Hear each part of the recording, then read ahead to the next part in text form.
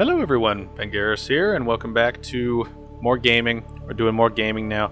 We're gonna go back through Subnautica because A, I enjoy playing the game. B, I want to play Below Zero, so it feels right to play this right before playing Below Zero. And C, the next game will be entering early access sometime around the time of these things coming out. So I'm not sure when that game will finish, because as far as I remember, Subnautica came out in 2013 in early access and finished in 2018. That took a long time. Actually, I'm gonna go ahead and start a game while I rant about this. So yeah, Subnautica came out in 2013. I think is the earliest early access, and then it was officially finished in 2018. Right, so that's a 5-year gap. I believe Below Zero came out in 2019 and finished in 2019, or came out in 2018 in early access and then finished in 2020 or something. So a much faster turnaround, right? Like a significantly quicker pace to finish that game. So I'm hoping that Subnautica 2 doesn't take too long to get to full release, because it's one of those things where I really enjoy this game. That's pretty obvious given the comments I've made about it. I had problems with Below Zero, and we'll get to those when we play through the game again. It's been long enough where I remember a few of my criticisms, but I don't remember a lot of the finer, nitty-gritty details about what I disliked. But, so I'm curious what Subnautica 2 will be like. I'm pretty sure that they are making it sort of a multiplayer type of experience. But, we'll see how that turns out when we get there, but for now, let us dive. Let us dive. And I know I've already played this game for the channel. I'm replaying it because I like it, so I'm going to let things sort of run as we go through stuff. I also have a filmic filter on for the graphics, so things are going to be a little bit more contrasty. Makes everything look a little bit more dramatic. Oh no! Oh no! Fire bad. This is one thing too, is I'm gonna try to take some more screenshots throughout this, because I think it'd be kind of fun to include like a screenshot montage at the end. I'll probably forget this by the time we actually get to a point where we can manage that stuff. But one thing I really enjoyed about the opening bit of this game is that it just drops you in immediately. You don't have really any context to what's going on, so it's just, it's generic, starting off with no information other than we crashed on a planet and we need to live. And I appreciate that sort of vagueness that slowly unfolds as the story comes around. And I also like the little introduction to the environment with that little animation. And then this animation. Cause unknown. 0 human life signs detected. There's the old girl. Wrecked. This is one of those things that I think is kind of funny, like when you know the context of the game. Obviously, spoilers ahead. But it is incredibly lucky that we landed in the shallows of this world with the Aurora. Imagine if we landed in the dead zones with the giant ghost leviathans everywhere. And this is one thing too, is I'm not gonna the streams I did for this on the main channel were kind of rushed a little bit near sort of the latter half, just because I was trying to get this series done so I could get back to ESAS and get back to sort of my regularly scheduled programming, as it were. And so that was something I was trying to sort of get going. But this time we're going to be a little bit more leisurely with it. I think one of the appeals of this game is that it has a good mix of sort of Minecraft-y, sort of, you're just dropped in and you learn how to craft things as you go. But on the other hand, it actually does have a narrative. Like, it actually has something driving you to do things, as opposed to just, you're in a world, figure it out. And I think that is one thing that kind of made me sort of stop playing Minecraft, is eventually there's a point where you know, I want to experience a story. And so I go looking for other games, and then I find something like this. And it was great. See, with this filmic filter on it, everything is ultra dark and spooky.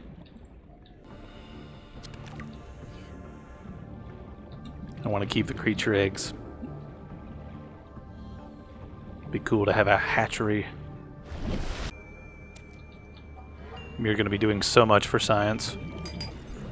I always find it weird how you can drop stuff in your pod. Or you can't drop stuff in your pod, but you can drop it outside of it. It's like, why not just let me just drop a bunch of shit? One thing I kind of want to do is I like the big, like I like the big structures. Like the big circular area and the big mega, like the mega hub area that they added, like once Below Zero came out. But I kind of want to build something kind of tubular, for lack of a better phrase. I want to build something tubey-ish. This game rides such a fine line between relaxing and ominous. It's really strange. It's like the vibrant colors comfort you, but the threat of drowning and the looming sort of knowledge of there are bigger fish out there, you know, kind of like gives you anxiety.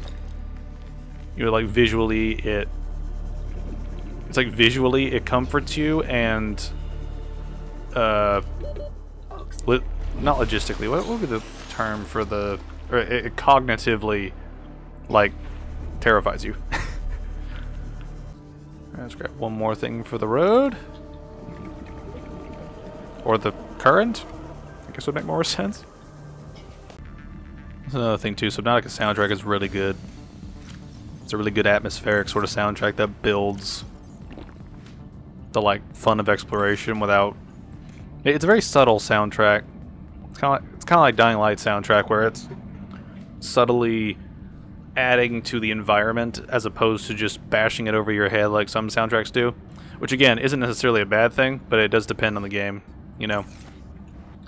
Like, I think the over-the-top nature for the Dark Souls and Doom soundtracks work really well with those games, just because everything's sort of exaggerated to begin with.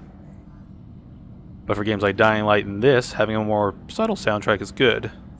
It lets you sort of take in the environment without being, you know, overwhelmed by, like, you know, you don't have audio stingers that ruin the moment, right? Like when you're, you know, in, let's say, Reaper Leviathan territory, and then you get the ominous violin note, you know, that seems to be in every single thing to indicate tension. It's like, give me a break.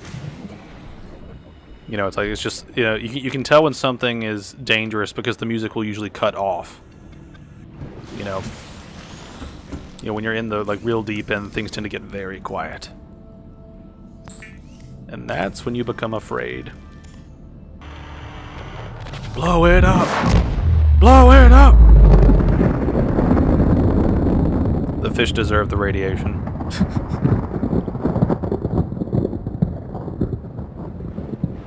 Instead of PETA, you have the, instead of PETA, you have PUTA. People for the unethical treatment of animals. One thing I really hope for in Subnautica 2 is I really hope that they, like, I love the way the vehicle upgrades work in the game, or in these games. I would really, really love to see them expand upon that and make a similar system for the player character, where you could upgrade your, because we can already upgrade our stats basically for swim speed, oxygen amount, you know, stuff like that, right? Like, we can already do that now, you know, so I think increasing inventory slots would be cool. Increasing maybe battery efficiency would be cool. You know, like, I think more passive buffs all around would be pretty cool. And would add to the crafting tree in a way that's useful but not overwhelming. You had it coming, Creepvine. You had it coming. I keep forgetting that you can eat those. I wonder how many players have actually lived off of Creepvine in a sticky situation. Because you'd have to eat a lot of those things. Like, we're talking about bare minimum 30 to get your food all the way up. And 100 just to get your, like, water up. Only you can prevent radiation. I kind of miss how when you used to cut up the coral, it would break off into a bunch of little pieces. While it was kind of annoying to deal with at times, I kind of like that they put that little extra effort in to make it look like you cut it to pieces, you know. I think it added to the experience rather than took away, but I can understand why people would complain about it. Ooh, this is so far away. That compass will actually be helpful, just for the navigation's sake. I need to actually see a properly oriented map of the game. I wish you could generate it in the game. Like, I wish you could generate a proper map in the game, because as far as I can tell, it's all relative to what beacons you put down and personal knowledge. Like, there's no actual map that you can create or unlock. It's like either the devs have released a map of the way they planned the level design out, or someone made a good map of the game that I wish was in the game. You know what I mean? This is one thing I've thought of more as I've kind of gone through this process of how I sort of sort things in this game, is I wonder if it'd be more efficient in the long run to make these big containers and then just put the little signs above them, because the copper's not that hard to find. It's just I usually end up running out of it because I'm not paying attention to it. Like, it's an internal issue. It's not the game's fault. I'm just stupid sometimes. You know, what I should probably do is I should probably have, like, a list of which area has what things, and then just have, like, a list, like, somewhere on the wall. Maybe have this be, like, the area where we just have a whole bunch of signs, and they correspond to where stuff is. I can still craft these things even when I'm, like, out of power. That seems a bit broken, now that I think about it. Alright, we shall head in this direction, since there is an objective. I know where things are in the game, but I would like to kind of run them sort of as the game sort of guides you, sort of until we reach the point where we stop getting pop-ups like this. Got a good little bit. Got a couple of samples, too. I figured I may as well start grabbing samples as I sort of go around, because that'll help us make a cool little biome, sort of at the home base when we're ready. And also it'll help us keep track of sort of what we've encountered in the game, and if we need to check things out for the late game stuff. Gotta have them office chairs. We should probably just go home, unpack, and then work on building these things. That would probably be the best course of action moving forward. I'd like to play the game a little bit more, sort of, I guess the best word would be linearly, because this is one of those games where if you know where stuff is, you can technically skip a bunch of things, grab what you need, and then go straight for objectives, but I kind of like the slower pace of waiting for pop-ups to appear and then going to them. It's kind of fun. This is one of those weird things that I didn't think about until just now, is because I played this game in early access so much, I knew where a bunch of things were, so I never actually got to properly experience the game in terms of, like, I never got to properly experience the game in terms of how the game guides you to do things in the game. I sort of already knew where certain things were because of different sort of elements. Oh shit.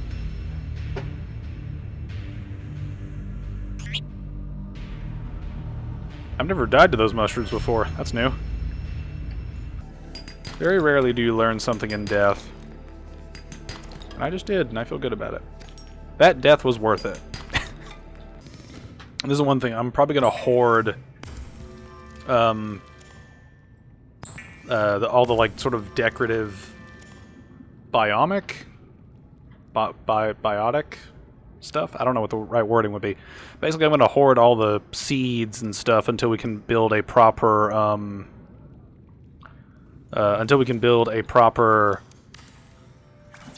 like, I want to get the big area. I forget what it's called, but I want to get the big area built, and I want to be able to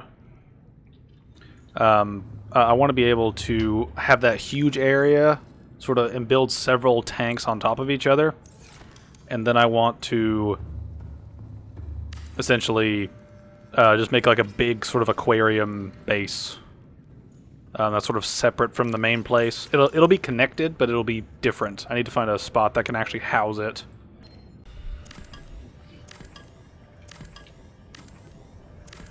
Oh. That was weird. It's like everything above water was not affecting the portion of the base below water. That's a weird mechanic. Probably unintentional, but it's one of those things that's just like, why? I'm throwing these down willy-nilly. Why not have fun with it? More atmosphere. It's kind of weird how some samples are, like, the sample size is way bigger than others. I wonder if they actually tried to keep that diegetic, or if it's just kind of a random thing where they thought, we'll make these ones bigger than other ones. Do we have a reason? No. Not really. It never hurts to have a nuclear tier trash can. This is one thing, actually. This landing site...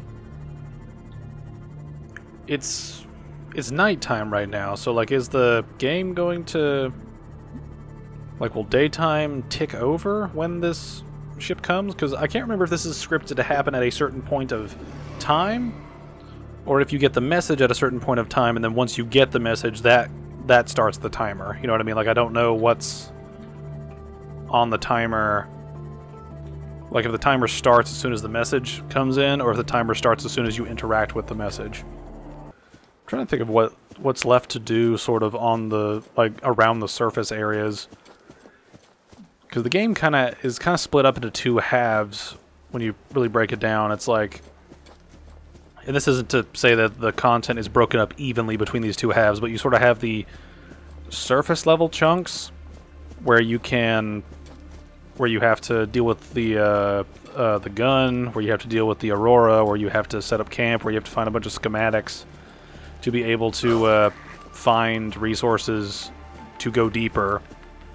And then you have the actual part of going deeper, where you start getting into like the cave systems that leads you deeper and deeper and deeper until you get to the sort of mainline areas that you need to go for like sort of like end game stuff.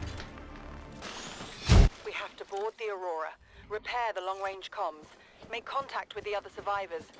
We can't be the only two that made it. Those are not the orders the captain gave me, and they are not the orders I'm giving you. This isn't chain of command, it's survival. My obligations as acting commander don't turn on their convenience. Get out of the water. If I get into trouble, I'll send you my coordinates. I can't let you go alone. Then come with me. You don't leave me much choice. Received emergency transmission from Second Officer Keen, 2 hours after last activity. Rendezvous was a failure. Intercepted a transmission from Altera HQ. Seems they sent a data package to the Aurora. We were intercepted by a Leviathan-class Predator before we could reach the ship. Consider the CTO and I lost at sea. Be safe. Keen. Out. I mean, it's very fitting in a way that the other character's adventurousness got them killed. Interesting. It's interesting when you look at it that way. It's one of those weird things where when you play the crap out of a game, like I have with this game, it's like you start to wonder if the content that you do regularly is truly sort of it, or if you've like missed something and you just haven't noticed because you either play past it in a way, or you have just ignored it because you don't like need it on your run, you know?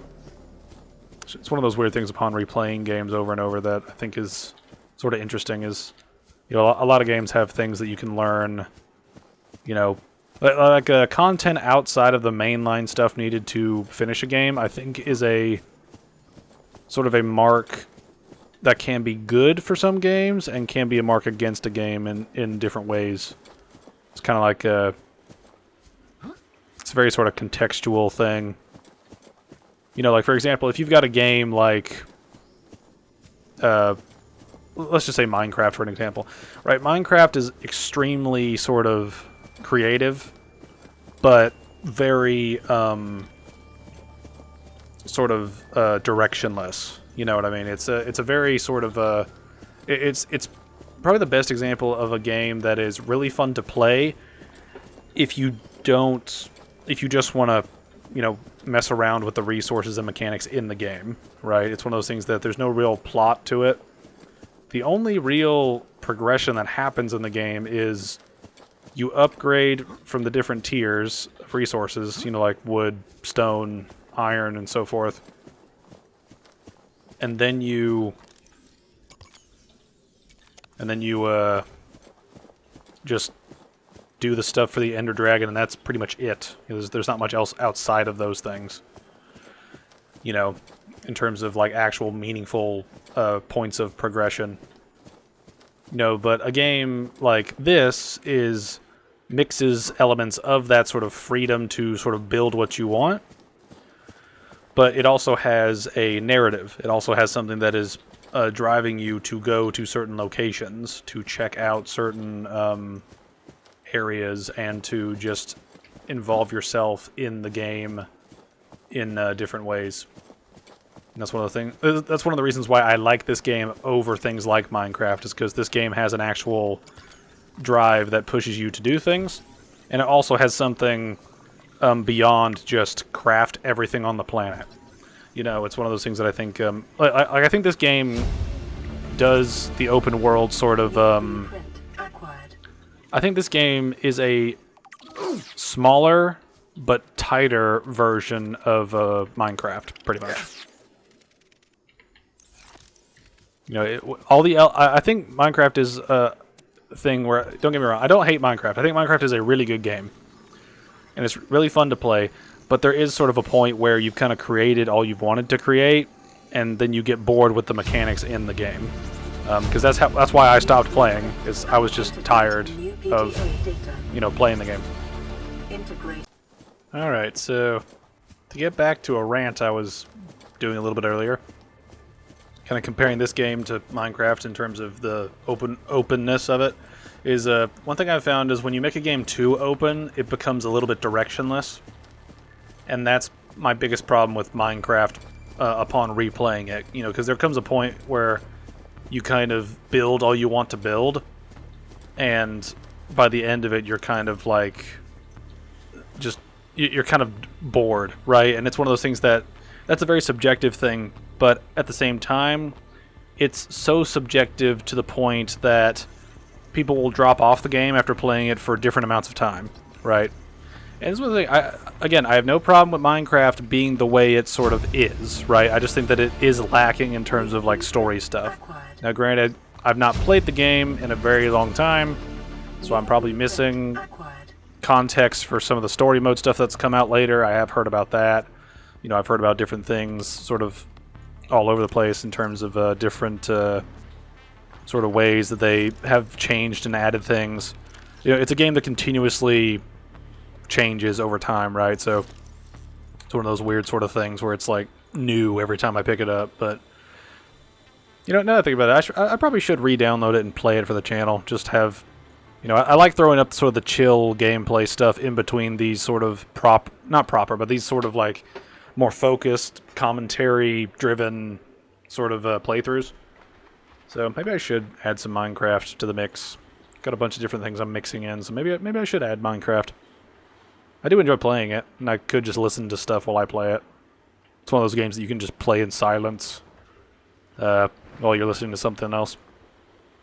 But yeah, coming back to the rant. I keep getting distracted by other stuff. But coming back to part of the reason why I love Subnautica is I think it's a really, really great blend of different elements, right?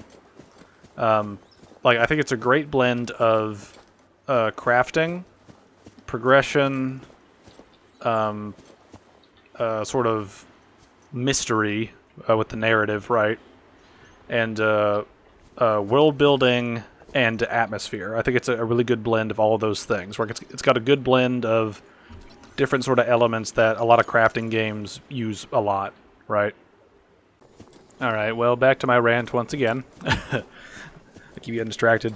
But I think this game does a really good job of setting the atmosphere of being in an aquatic land that can be wholesome while at the same time terrifying. And I think that's a great strength of the game, is that it's one of those games that rides a very fine line between different things, right? Like you have the cute and cuddly with some of the fish in the game, you know, especially in the early areas, right? Then you get the sort of reveals with like bigger predators, like the stalker and the sand shark, right? And then you get the reapers, which are like the largest, sort of most common, big, scary threat, you know, because they're the big old fish, right? And they want to eat you. They want to eat you dead. So it's one of those things that creates an interesting dynamic between people playing the game, right? Because you can play this game without progressing for a long time, right? If you just want to make stuff, right? It's one of those things that I think adds to the game in different ways, where people can just enjoy playing the game as opposed to experiencing stuff in the game, right?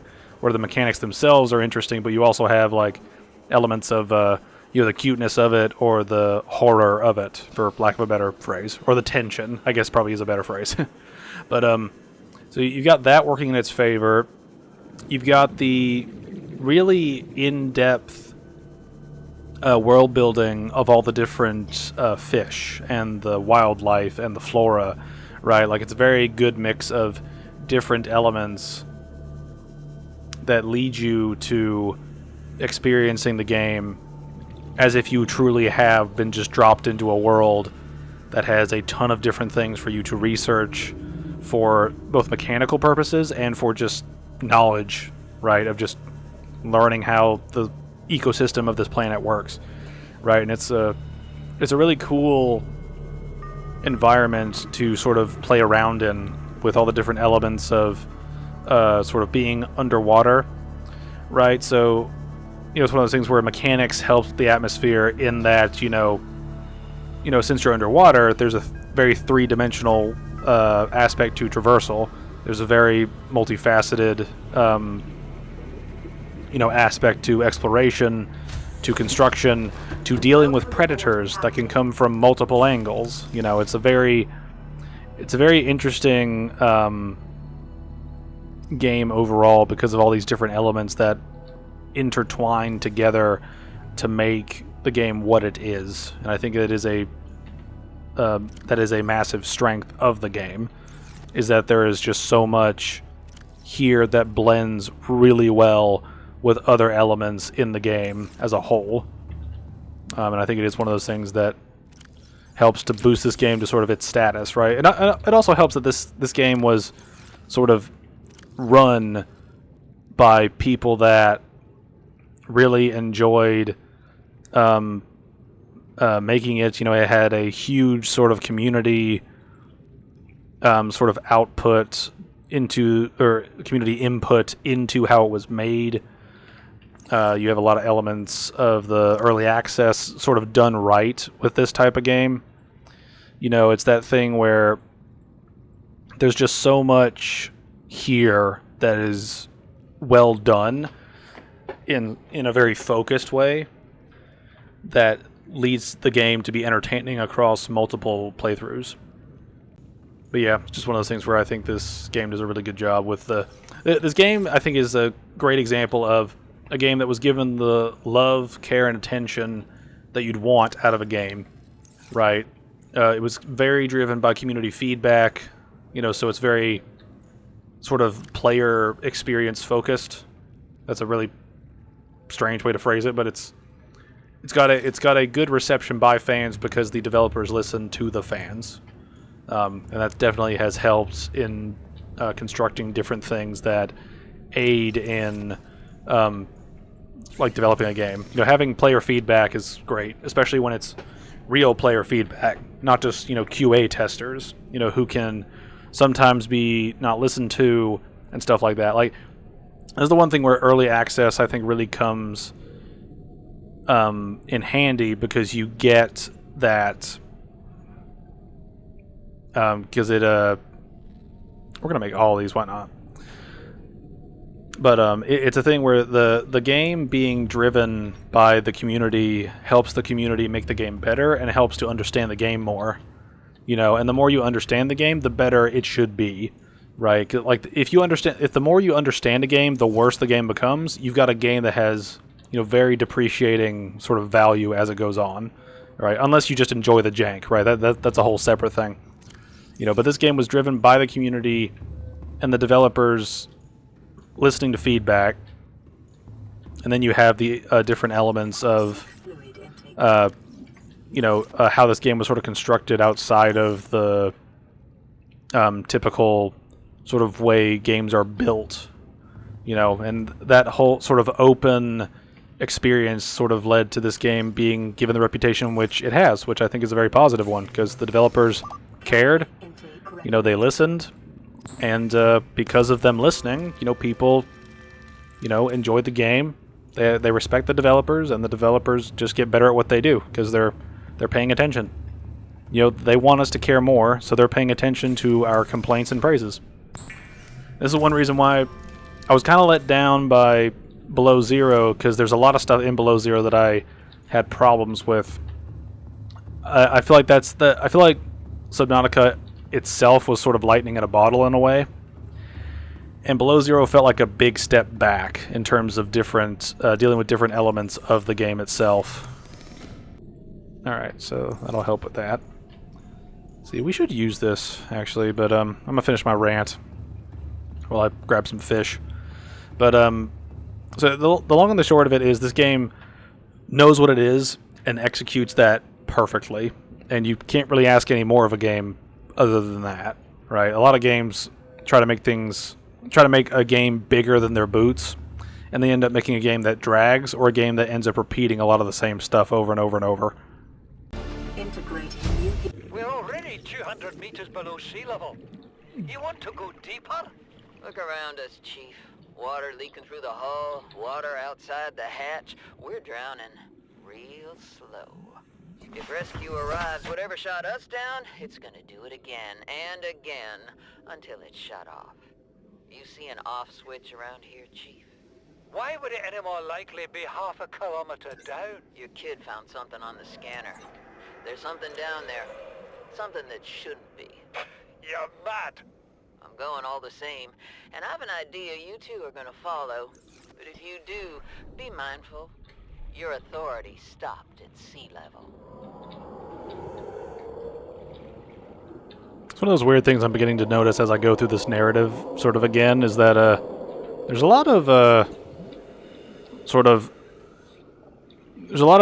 spunky females trying to go and like go places, to like, to try to be. It's like they try to be proactive but end up getting other people killed. But I didn't have I have that water machine that'll actually help a lot. Being able to passively create water will be great. I wish there was a mechanic to generate those little whatchamacallits,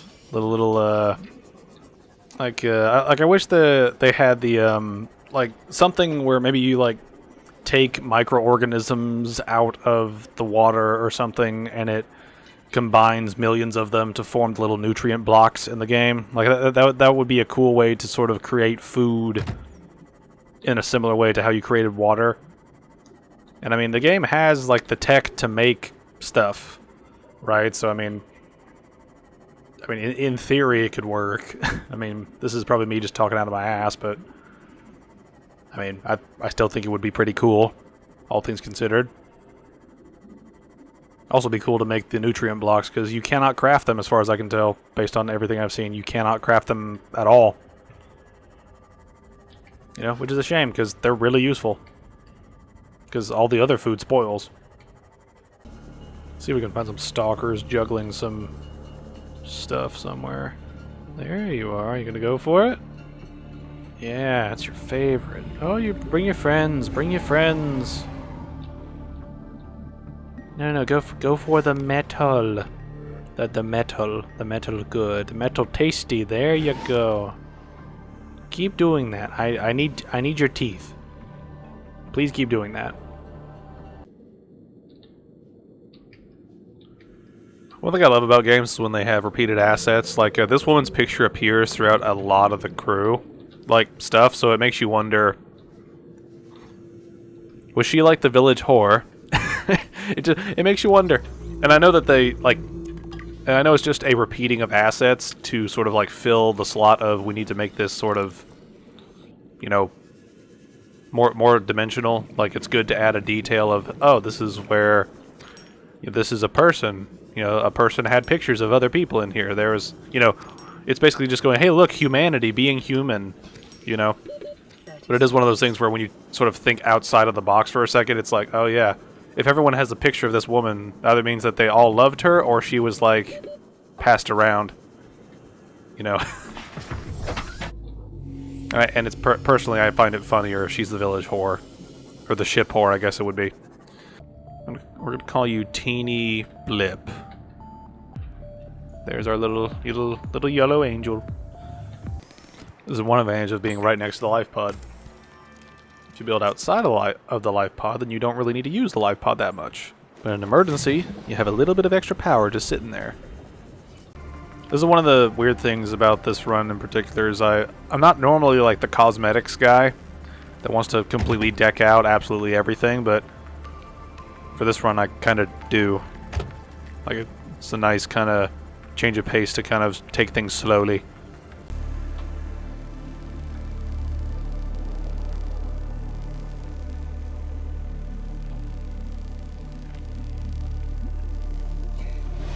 It's kind of weird seeing the shadow of my character, like, move his arm.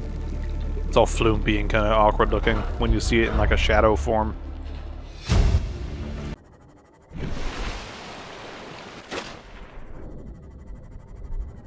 It's kind of weird how this island is obscured by, like, clouds until you get close to it. It's one of those weird things that I feel like they did just so players don't naturally try to gravitate towards land. You know, because for all intents and purposes, you are better off in the water than you are on land. You know, like there are greater threats in the water, obviously, but you know, it is one of those things where it's, you know, all the like 90% of the resources, or 95% of the resources are in the water. You know, and I'm gonna have some snacks while I'm here too. Yeah, this is one of those things that I don't get, is like in the lore they made a point that like the natural plants of this ecosystem weren't going to sustain them when one of these trees can sustain a player for a full 24 hours. And they grow pretty quick. Like it's that weird thing where, you know, it's like your lore is not matching up with your mechanics. It's just the one thing. I could dump this titanium just because you get titanium pretty much everywhere. I think we'll do that. Look at them roll. They're returning to the ocean. I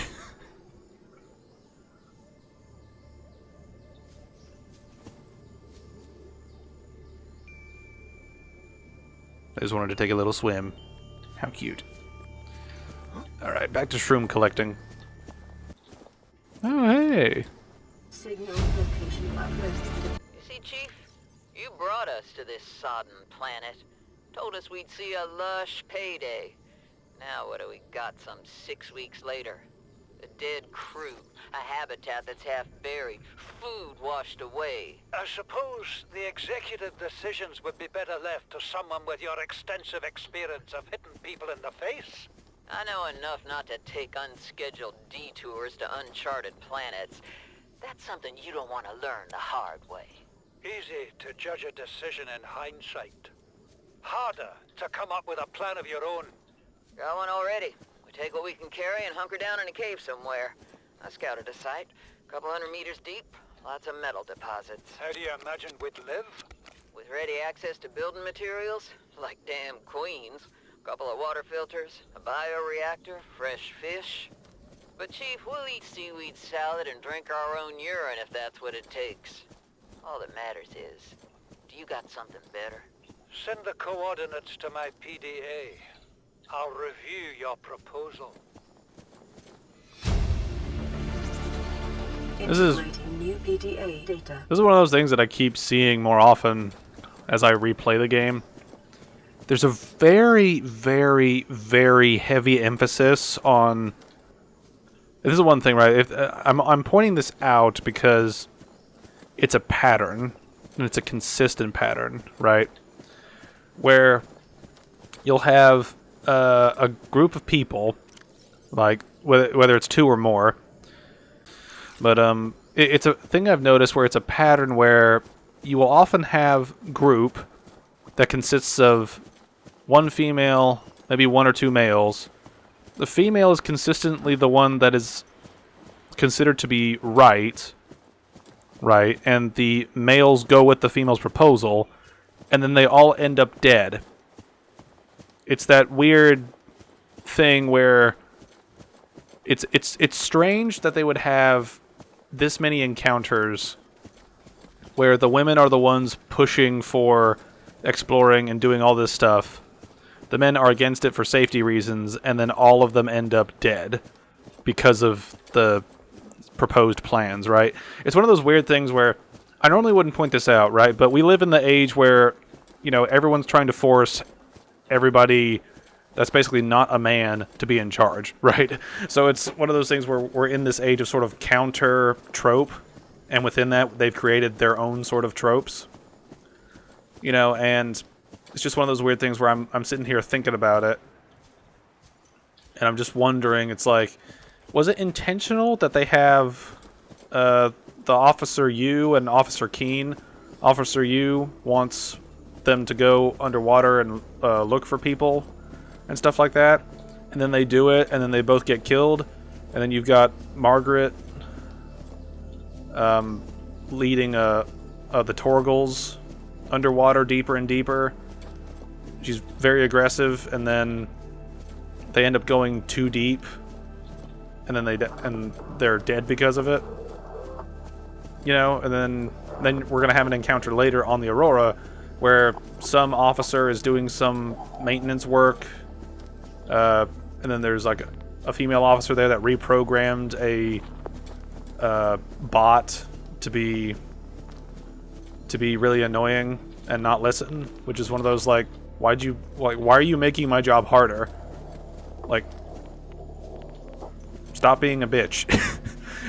It's a weird pattern I've noticed where they've consistently had several groups of characters where the female makes the executive decisions or pushes the male to agree with them, essentially.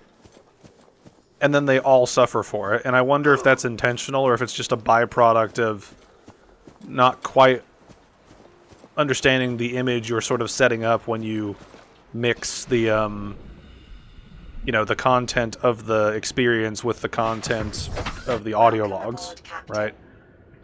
Or when you're mixing, like, it's like that thing where when you create a situation where you have X character wanting to do X thing for logical reason, it's like, okay, that makes sense. But when you have character wanting to make a decision that is extremely dangerous, and then that decision is made by multiple different groups of people, and they all die, it's one of those things where you start to notice a pattern, and you start to question the pattern, right? Like, you start to question why the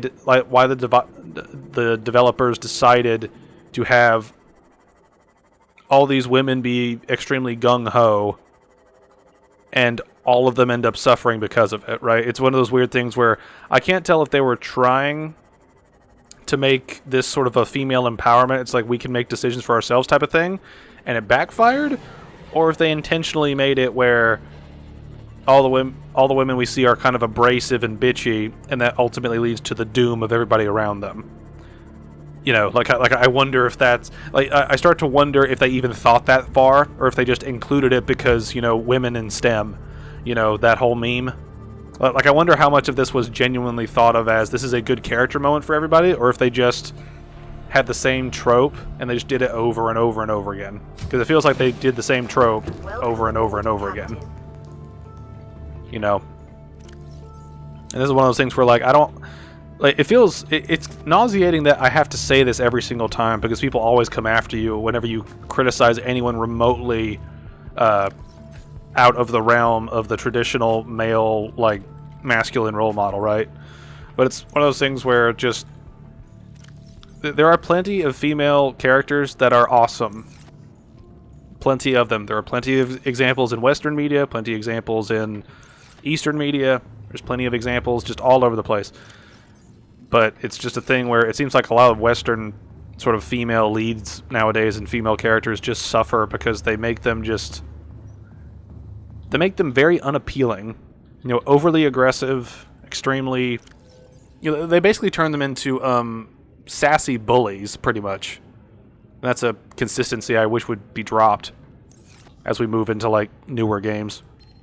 But getting back to my point, like, you kind of know what I'm saying, right? Like, it's the overcompensation, right? Of, you know, we've had a long period of time where, you know, men were kind of the go-to, or where like men are kind of the go-to action stars, right? They're kind of the go-to action pick, and then we overcorrected so hard by trying to, you know, make every woman in a role for an action movie the lead, you know. And it's one of those things where it's not that it's male or female that makes it work, it's the writing around the character that makes it work, right? Like Ellen Ripley from Alien is a great example.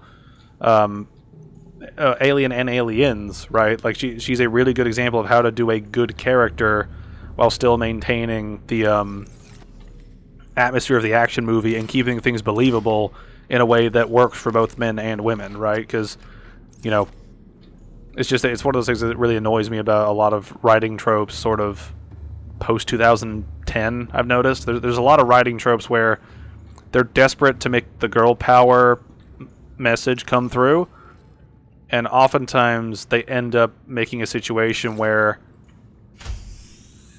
you're not making a girl power statement, you're making a girl power girl boss move, which is usually negative, because you're making the character, you know, what you think the character is versus what the character actually is becomes a very big problem with the girl boss phenomenon, right?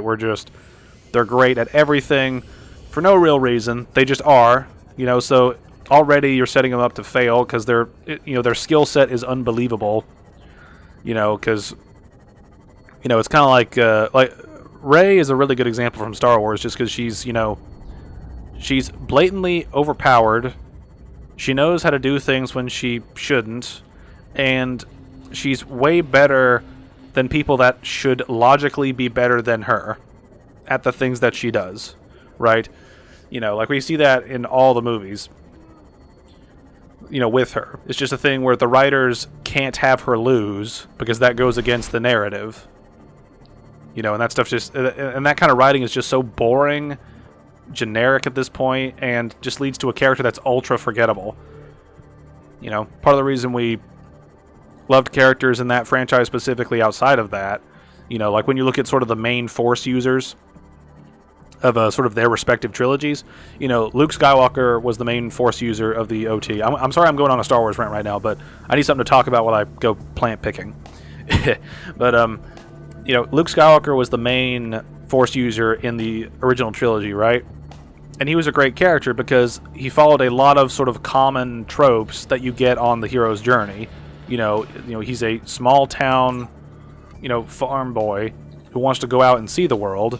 And then when he gets wrapped up in an intergalactic conflict, he gets to go out and see the world. But it costs him, right? He loses his family, right? They are dead because of his involvement, his unwitting involvement in sort of being with and protecting R2 and C-3PO. Right? And now that he has nothing there for him, you know, now that he has nothing there for him on Tatooine, he joins the rebellion, you know, he meets Han and Leia and stuff. You know, he goes through, you know, different things that improve his skill sets. He learns about the Force. He actually gets some training. You know, it's one of those things where, you know, he actually gets some training, which is a big thing, because we don't see Rey really training in anything meaningful until we get a time skip in Rise of Skywalker. Right, and that's part of the problem is, and I've seen a meme graph that actually breaks this down, where when you compare Anakin Skywalker in the prequels, Luke Skywalker in the OT, and Rey in the sequels, you get a very stark contrast where Rey is just sort of automatically good at everything, and she doesn't suffer nearly as much as the other two, right? And this is one thing that I mentioned is you could have played off of that, the fact that she is so good at different things, if you did like a twist at the end of like the main sort of story. Like one thing that I think would have helped redeem the trilogy in a way is if you played on the drama between Kylo and sort of his fall to the dark side sort of thing. But like if they played on Kylo's fall to the dark side in Rise of Skywalker and made it where Rey actually lost because she didn't want to kill him, you know, that thing where, you know, sometimes restraint means that you will lose. That could be an interesting sort of change of pace compared to the good guys always winning, you know, and what have you.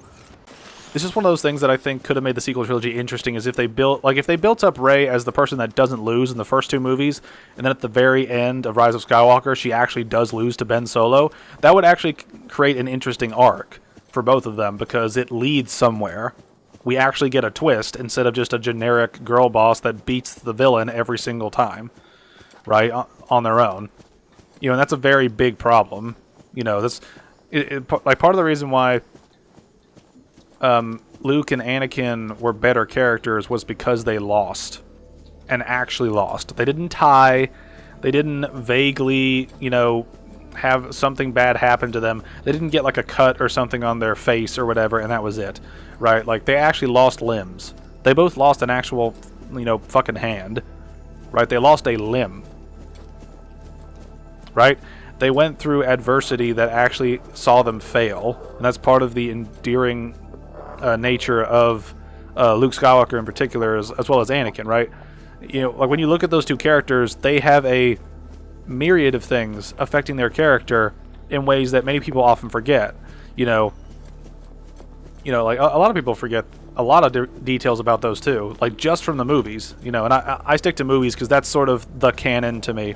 I know there's a bunch of Legends stuff and there's a bunch of like extra stuff that has been like put out in like comics and TV shows and stuff like that, but I consider the movies are canon. Everything else is basically fan fiction at this point. Now granted, Star Wars probably has the best track record of making good fan fiction, but I still stand by that point. But it's just one of those things where just Rey has a higher success to failure rate than the other two, and she doesn't suffer nearly as much, right? Like when you compare all three of them, what did Anakin lose, or what suffering did Anakin deal with? He was a slave from the time of his birth until I think he's 9 or 10 in The Phantom Menace, so about a decade, right? He's been a slave child on a desert planet for about a decade. And then he, you know, trains in being a Jedi for the next 10 years, right? Which is already sort of an emotional thing that's probably difficult because he has to leave his mother behind. Obviously unstable, given how he was a slave for most of his life, and then he kind of falls, you know, into that category where he's in love with someone and he can't be with them given the Jedi order, right? So that's informing us of character already because he feels kind of limited. He understands that he's strong, but he feels like other people don't recognize it, you know, and he feels like Obi-Wan doesn't understand him to some degree. You know, and we get that, you know, in episode 2 a lot. You know, we see that he has a dark streak, you know, and it's when he kills the Tusken Raider camp, right, after his mother dies, right? He's tortured in his dreams about his mother dying, right? So he's got a lot of trauma. He's got a lot of instability in his life in general, right? So he's already, as a character, much more interesting than Rey is, right? You know, and it's also a thing too where just Rey's backstory is inconsistent, right? Which is part of the problem with her by comparison, right? Anakin's backstory is basically he was a slave since birth. He was a Jedi for about, I think it's supposed to be 13 years by the end of Phantom Menace and the beginning of Revenge of the Sith, because I know there's like a couple year gap between episode 2 and 3. And so he was a slave for the first 10 years of his life, was a Jedi in training for the next 10 years of his life, and then went into a war at the age, I think, of 19 to 21 or 22, right? So he's been through a lot, all right, by the time Revenge of the Sith actually happens. You know, that's a big thing people forget. It's like he's been through a lot in his life by that point. When you compare that to what Rey went through, where her parents left her on not Tatooine, and that's kind of it. Like, from the details I remember of the films, it's not like she was an actual slave. Like, she was just left on the planet to fend for herself. And that's about it. It's like, yeah, that's bad, but we don't really get any character out of that besides the fact that she has lived this long, and she scavenges things to pay her bills. You know, that's about it. And that's something that's problematic because that doesn't really give us a lot in terms of her character, in terms of what that does to her emotionally. She's very blank throughout most of the trilogy, you know, in terms of how she reacts to things and how she handles things. And that's part of the issue that several people take with her as a character. It's just she's kind of a nothing burger of a character when it comes to, you know, what can you tell us about her at different points in the trilogy, right? You know, because I'd say that, you know, a lot of people attribute things to her that aren't actually in her character. It's more the audience. Like, the audience has more character than Rey does during most of the trilogy. That's a problem. I know this is a very long-winded rant about something that has nothing to do with Subnautica. My apologies. I just felt like ranting while we did this stuff. And here we are.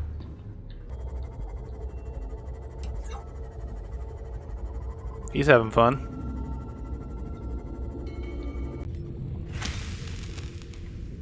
I love that the thermoblade lets you do that.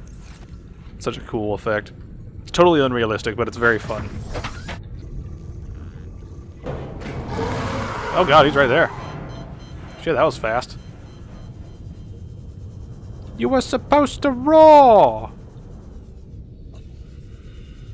Is Teeny Blip done? Is Teeny Blip dead? What the hell? Ah, man, is my Seamoth just doomed to float in space forever now? That's just unfortunate. Gotta remake all that shit. You jerk. The least you could have done is actually destroyed the thing. You could have at least destroyed my Seamoth. Now I just have to be reminded that all those upgrade materials are just floating there where I can't reach them. Well, I have a theory now. This might be just a huge waste of time, but I have a theory now. I need a lot of titanium for this plan. I'm basically just going to build a structure that'll lead us up there.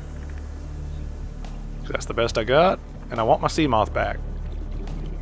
This really puts a damper on things when your Seamoth glitches out. It seems like glitches only happen to me whenever I'm recording. Like, every other time it's fine. It always happens while I'm recording, while I'm trying to do other stuff. Today we go home in defeat. I'd like to personally thank the Reaper for ruining our run. Thank you. You really did your thing. Well, the good news is we don't have to go back behind there anymore. I mean, we pretty much got everything we needed from that section of the map anyway, so... hopefully we don't have to repeat that ever again. If we do, I'm going to be very depressed. There's no other word around it. Just that was so much work just down the drain. In honor of Teeny Blip, you will be named after it. May as well make that. Might help deal with stupid shit in the future. That's genuinely the first time, I think, in my entire recorded history playing this game that I think I've had a Reaper just completely destroy something without actually destroying it. It's a very weird experience. Alright. As depressed as I am after the Seamoth going away, we managed to catch back up pretty quickly, so it's not too bad. But goodbye, Teeny Blip. You were a good moth. You were a good sea moth. We salute you. Funnily enough, I find the Reaper Leviathan to be more frightening than the what's that one? The Sea Dragon, right? I've always found the Reaper Leviathan to be far more terrifying than the other one. Maybe it's because you're in the shallows, and the Reaper is the greatest threat that you will deal with in the game. Just period. Just because it's more common than any other Leviathan class predator that's evil, you know, or I shouldn't say evil. That is not on the player's side. Probably a better way to put it. One thing I should probably do is mark each of these sort of locations and just call it portal exit. And then once I have an idea of what they are, or like leave a numerical number being like, this is portal 1, and this is the entrance, and this is the exit. Live pod launch sequence initiated. Entering planetary atmosphere. My creators, the cherishers and sustainers of worlds, give me this day my daily pleasures as I give to those who seek pleasures from me. External temperature approaching critical levels. Show me the path. In life, truth, and love for mine is the power. I am the one. On and off and on again. Impact imminent. Life is a game which the universe plays with itself. I am done playing as this bundle of flesh. Return me.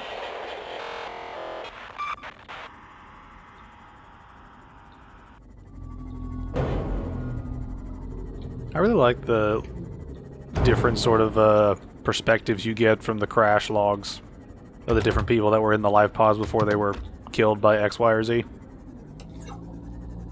It's always been a cool detail that I've enjoyed about games with audio logs, is when they have good variety in them. You really get that sense of, like, you know, a group of people have been screwed by the situation they've been put in.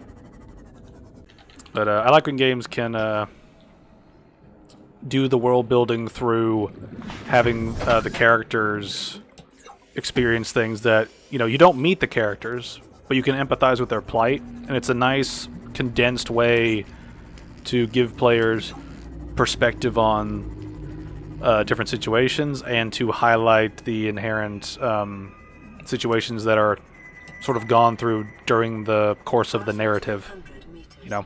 Oxygen. The blood crawlers. Creating new PDA data. Flotation devices failed. We're flooding. Evacuate. Wait. I can reconfigure the O2 system to act as a bilge pump.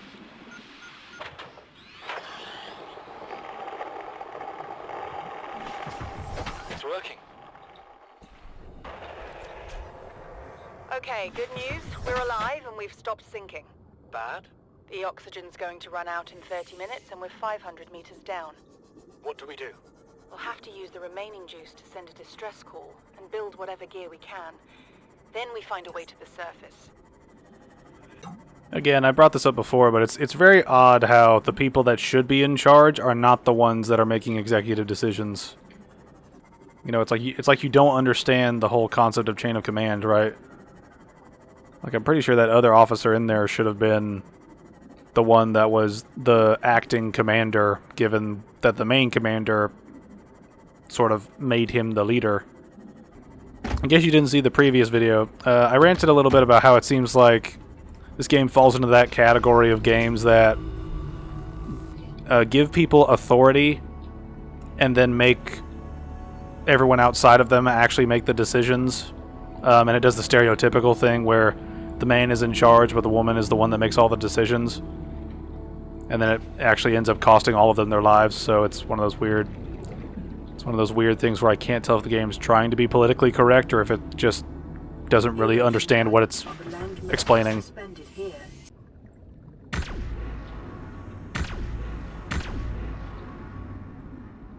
Look, that door is just haunted, so...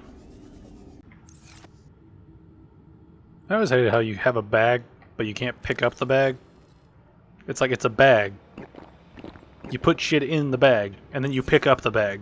Like, why can't you let us pick up stuff in the bag? To reiterate, It's a bag. See,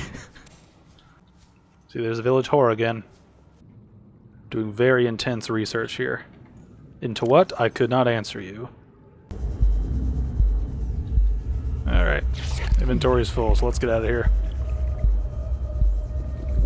The music in this area always gives me, like, anxiety just because it's got that slow, sort of, like, threatening heartbeat feel to it. The game's got that kind of weird thing. It's kind of like Dark Souls 2 is the best thing I would describe it, where you've got a lot of options in the opening bit of the game for exploration and research purposes. But then as you get deeper into the game, it slowly becomes more and more linear. Self-scan complete. Bacteria. Well, you're just carrying off my camera. Is progressing, detecting skin irritation and immune system response. Yeah, I'm not going to use it anyway. To identify Oh, you are coming, huh? Oh, you are. You're trying. You're trying, but you just can't make it past this. You just can't do it. You just can't do it. Whoa, shit. Okay. Time to turn the scanner off over here. There's a fish I can stab. I got that unusual doll, which I just now realize is Markiplier. It's kind of funny. Markiplier is actually the one that got me into this game, so thanks, Mark. We're gonna call this one Beefy Blip, and we're gonna keep it that sort of yellowish color. Mega Blip. We're keeping the yellow theme here. Mainly because I can see it in the dark pretty easily.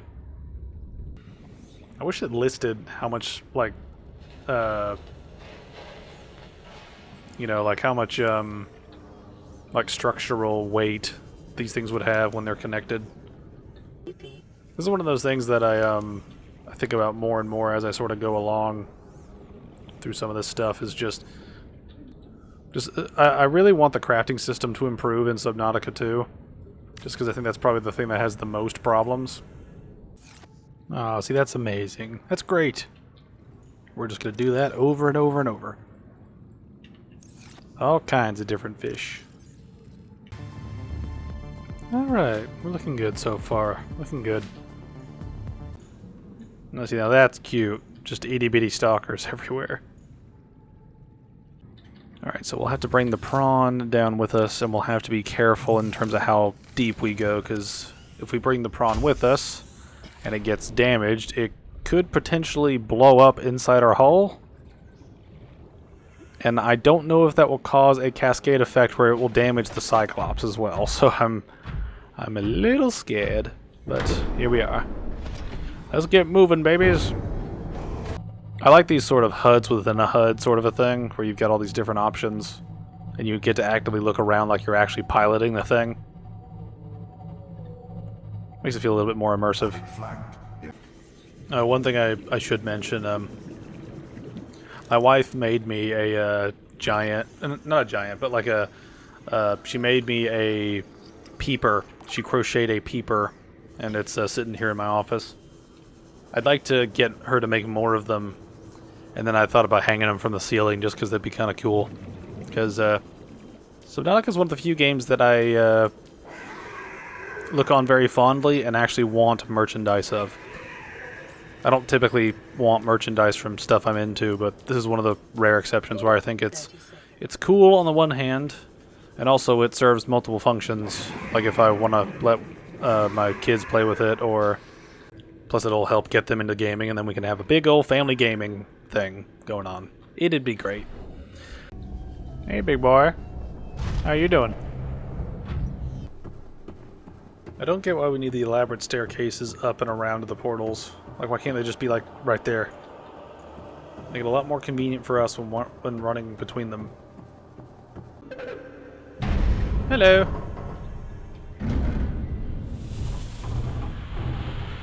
Let me gain knowledge. Are you here?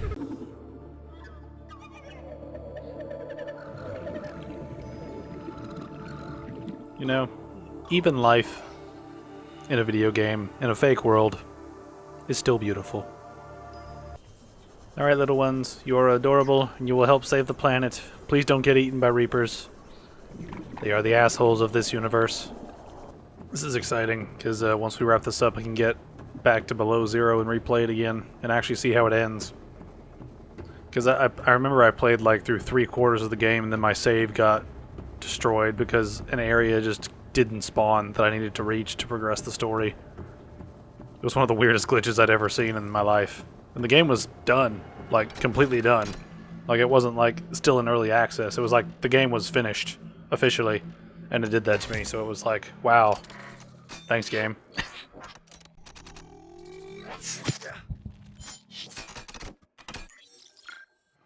Meh.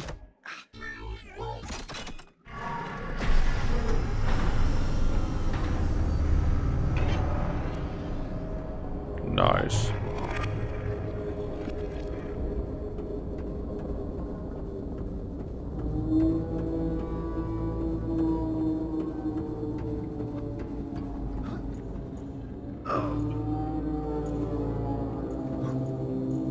It's really weird how the sound effect is super ominous, but it's like we cured a disease. Like this is a happy moment, you know, but we get ominous music for some reason. Or a sound effect. I'm not quite sure if that's supposed to be a musical cue or if it's supposed to be a like sound bite of the machine, like adapting or something. Wait, yeah, you should be friendly now. Because we chill. We are very chill. Except you don't like being around me, which hurts my feelings, but I'll move on. Let's begin the wrap-up of the finale. This is fun, because I feel like this is one of those games that is... It feels good to finish it. You know what I mean? Like, it feels good to... Like, it's an enjoyable time while playing it, but when you finish it, you feel like it's a good sort of way to end the experience. Because by this point, you've kind of done everything in the game. Which I think is a plus. With the way this game works, where you kind of have to deal with everything in order to finish it. Now, you don't deal with absolutely every possible option that is in the game, but you deal with a good, like, 90 to 95% chunk of it. Which is nice. One thing I need to think about is what game series I'm going to tackle after I go through the Subnautica ones, just because I don't imagine Subnautica 2 is going to be out by the time I get finished with Below Zero. I don't know. We'll see what happens. I tend to kind of do these things haphazardly. That's just kind of the way my brain works. It's kind of a haphazard set of very intense focuses and emotions. One thing I never liked about crafting this thing is how whenever you make it, you have to make it piece by piece, and you can't research the requirements for the entire project from the get-go. Like, you have to craft this part, then you unlock the recipe for the next part, then you unlock the recipe for the next part after crafting that other part. It's just one of those things that feels unnecessarily restrictive by comparison to everything else. Alright. Farewell, old friend. We won't be needing you anymore.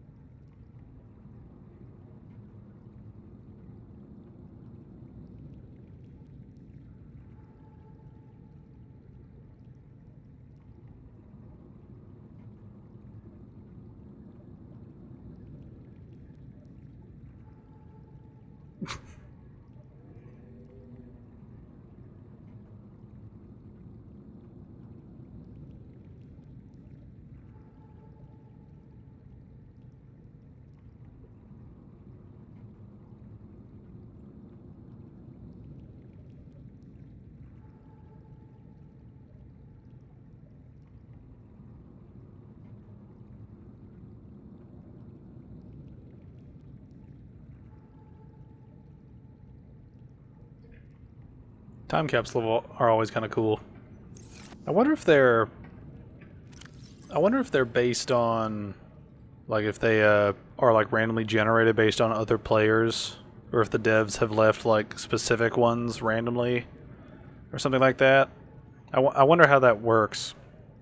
Maybe every time one of them is jettisoned, they upload it to the game files into like a hub, and then they release them randomly to random people's games. I don't know. It's funny. It's funny thinking about that. Get that music playing. Ba, ba, ba. Dun, dun, dun, dun, dun, dun, dun, dun, dun, dun, dun, dun. I kind of wonder why they put storage things here. It's like, can we actually, like, I wonder about this. Will Subnautica 2 have a feature where it'll take whatever we loaded in our ship and then include it in, like, the next game? That'd be kind of cool. Alright, let's give some gear. Whoever finds this, I hope you have a good time. I hate that I can only fit one thing in here. I think we're going to put that. And then that and that. That'll be what we can give.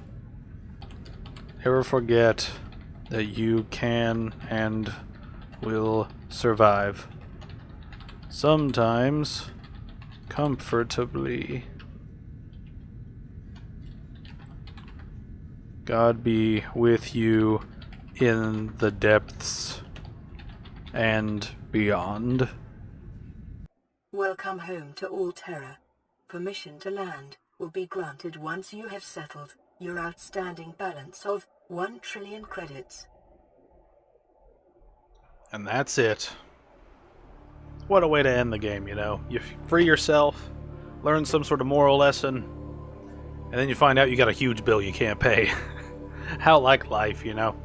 But anyway, I've got really nothing else to say about this game, so had a good time. Hope you guys had fun watching, and we'll be hitting below 0 very soon.